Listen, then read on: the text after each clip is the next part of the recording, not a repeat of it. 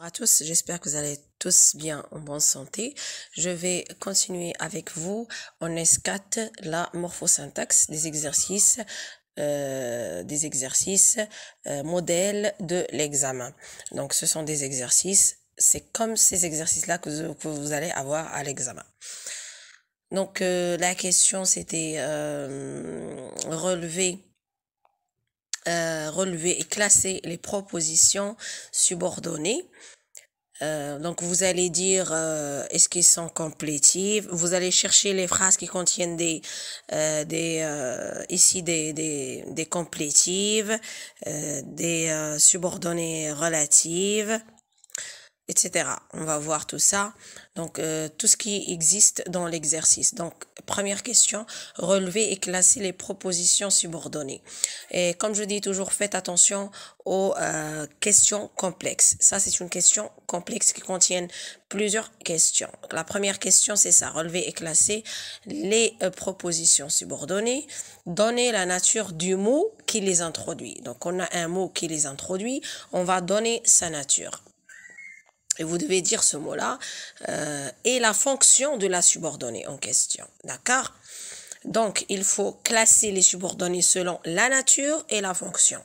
Donc, soit complétive, conjonctive, interrogative, infinitive, relative ou circonstancielle. Cela dépend de tout ce nous avons. D'accord? Et il faut justifier le mode employé. C'est ça la question. Et il faut aussi justifier le mode employé. Donc, premièrement, nous avons dans cet exercice nous allons commencer par les complétives qui commencent par que, complétives, conjonctives. Les complétives par que, complétives, conjonctives. La proposition, je vais vous donner une définition d'abord, je vais vous rappeler la définition. La proposition subordonnée complétive conjonctive est introduite essentiellement par la conjonction de subordination que et qui ne revêt aucune fonction grammaticale. Le verbe de la complétive peut être à l'indicatif ou au subjonctif selon le sens du support, c'est-à-dire selon le sens de la phrase que nous avons.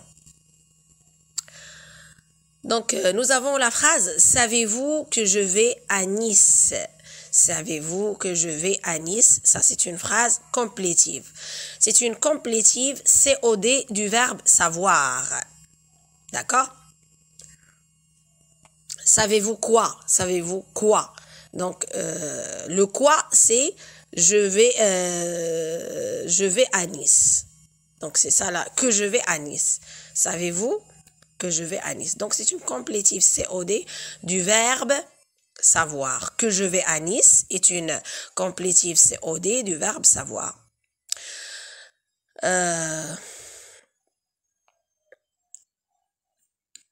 Voilà.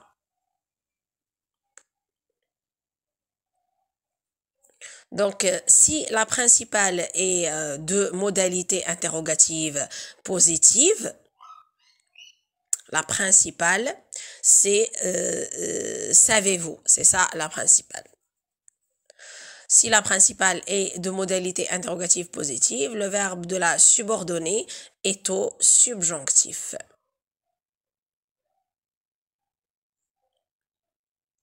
Cependant, en dépit de la présence de l'une de ces caractéristiques, on peut employer l'indicatif dans la subordonnée si l'idée affirmative du verbe domine. D'accord? Ici, je vais à Nice, donc on a employé l'indicatif parce que l'idée affirmative du verbe domine est dominante ici. Par conséquent, on a ici le mode indicatif, comme je vous ai dit.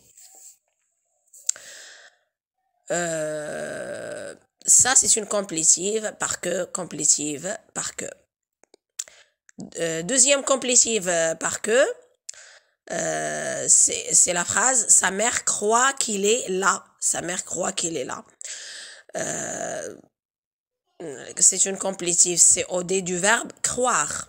Qu'il est là est une complétive COD du verbe croire. Vous devez dire que qu'il est là est une complétive COD du verbe croire. Vous devez montrer cela. Le mode employé est le mode de l'indicatif. On n'a pas le subjonctif ici. Maintenant, on a terminé les complétifs par que, selon l'exercice, et on passe maintenant aux constructions interrogatives. Donc, les phrases qui contiennent de l'interrogation. Donc, la complétive dans le support est un verbe à sémantisme interrogatif. Donc, nous avons un verbe, par exemple, le verbe demander est un verbe à sémantisme interrogatif. Cette complétive est considérée comme une interrogative indirecte. Par exemple, dans la phrase, donc pas par exemple, c'est dans excusez-moi, c'est dans l'exercice quoi. On demande combien vous vendez ce bahut. On demande combien vous vendez ce bahut. Combien vous vendez ce bahut? C'est une interrogative indirecte. COD du verbe demander. C'est une interrogative indirecte. COD du verbe demander. On demande quoi?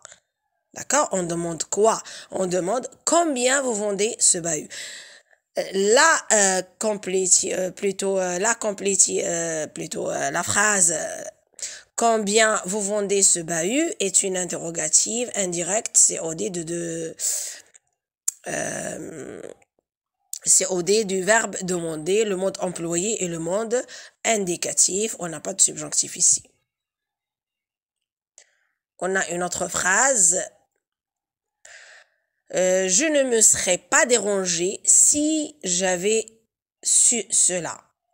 Alors, dans ce cas, il ne faut pas confondre une interrogation indirecte avec le si, introduisant une hypothèse. Celle-ci peut s'antéposer à la principale sans affecter la grammaticalité plutôt de la phrase. Donc, je peux dire si j'avais su cela, je ne me serais pas dérangé. C'est comme ça que ici, il ne faut pas confondre une interrogation indirecte avec le si introduisant une hypothèse. Il s'agit ici d'une hypothèse. Il y a toujours des phrases comme ça à l'examen pour évaluer votre niveau. Le professeur vous pose ce genre de phrases. Les constructions infinitives, donc ce sont des subordonnées infinitives qui contiennent un verbe à l'infinitif. Comme la phrase que nous avons dans l'exercice, j'entends Pierre chanter dans la pièce voisine. Chanter dans la pièce voisine. Chanter dans la pièce voisine est une subordonnée infinitive, COD du verbe entendre. D'accord? J'entends quoi? J'entends Pierre chanter. J'entends Pierre chanter dans la pièce voisine. Chanter dans la pièce voisine, c'est subordonné infinitif COD du verbe entendre.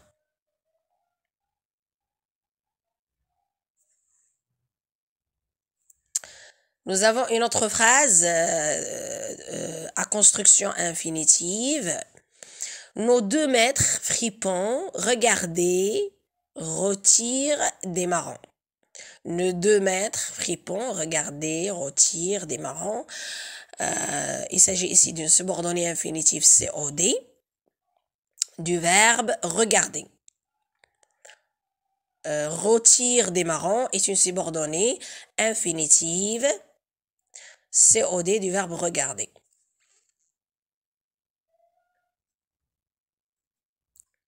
Passons maintenant aux subordonnées relatives. Nous avons aussi dans notre exercice, nous avons des subordonnées relatives. Les propositions, je vous rappelle que les propositions relatives sont des propositions introduites par un pronom relatif. D'accord? Le pronom relatif que. Ce dernier remplit 3 fonctions. Une fonction démarcative, une fonction anaphorique, l'anaphore, et une fonction casuelle. Le relatif complément que. Donc, nous avons l'histoire que je compte, c'est réellement passé. Il s'agit d'une subordonnée relative que je compte. Je parle de que je compte est une subordonnée relative complément d'objet direct du verbe compter.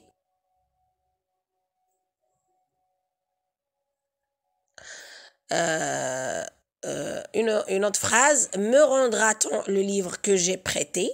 Que j'ai prêté est une relative complément d'objet direct du verbe prêter.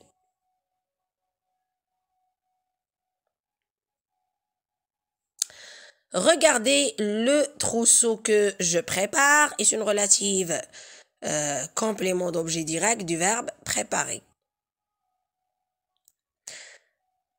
Et nous avons la relativisation d'un groupe prépositionnel lorsqu'on a une préposition comme la préposition ou, la préposition circonstancielle ou. Tel est le curieux village où je vis. Où je vis, l'adverbe relatif où assume la fonction d'un complément circonstanciel de lieu, comme je vous ai dit. Voilà, c'est la fin de notre exercice. J'espère que ma vidéo vous a été intéressante. N'oubliez pas de partager mes vidéos avec vos amis. Je vous rappelle que j'ai une playlist S4. Essayez de la visiter. Merci à vous.